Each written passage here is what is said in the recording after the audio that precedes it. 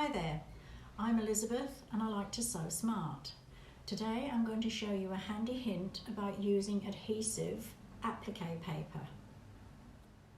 This is what I use. It's called Fusible and it has an adhesive side and a plain parchment side. Now the adhesive side always is ironed onto the back of your fabric. So when you take your template, here's your fabric, right side, there's the Fusible ironed on the other side. When you take your template and draw onto the template onto the paper, you'll draw all the way around very carefully.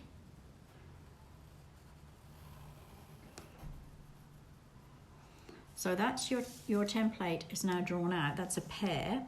But remember that if you want your pairs to all go one way, then that's fine. But if you need it to go the other way, because when you cut out on the other side, on the right side, it will be going in the opposite direction. So if you need one going that way and one going that way, you have to adjust your template and do them in reverse.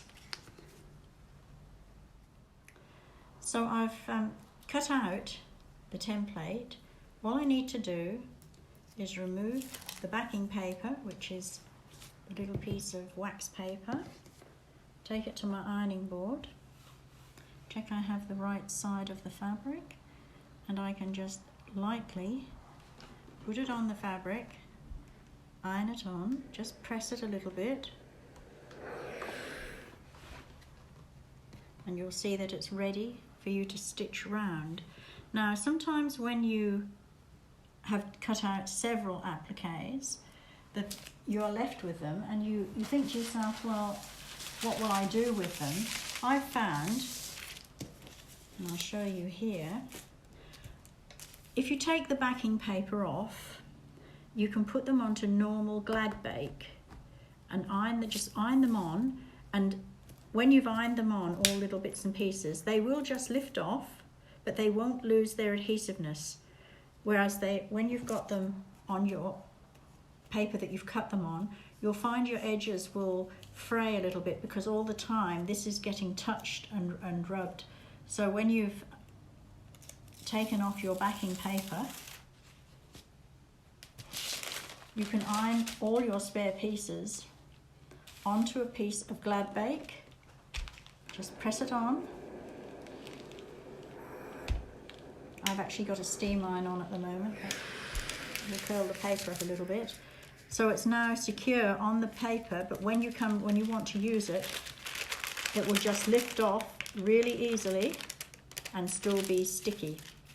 And that way you can even cut your pieces into an A4 size. You could put them in a folder or in a plastic sheet to protect them, but it just stops the edges of your applique fraying. And it makes such a difference when you're sewing them onto your quilt.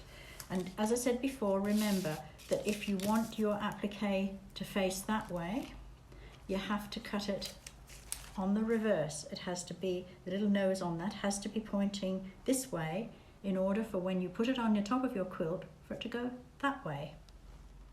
So here's my folder of pieces I've had left over from quilts. That's a bib from a baby quilt. And that's a unicorn from a unicorn quilt, and the ones you just saw. So all I've done is just pop them in the file, and they keep really nicely until you need to use them, nice and clean.